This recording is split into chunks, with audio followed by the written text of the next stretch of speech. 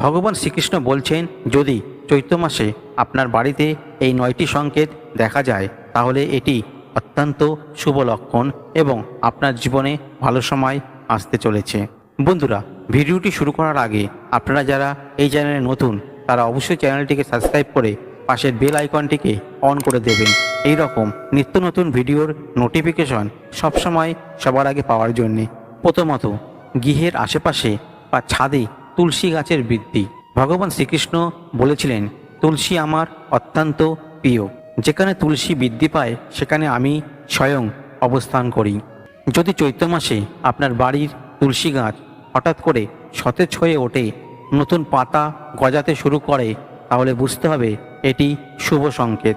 এটি ইঙ্গিত দেয় যে আপনার জীবনে শান্তি ও সমৃদ্ধি আসতে চলেছে। তুলসী গাছের বৃদ্ধি অর্থাৎ ঈশ্বরের কৃপা আপনার ওপরে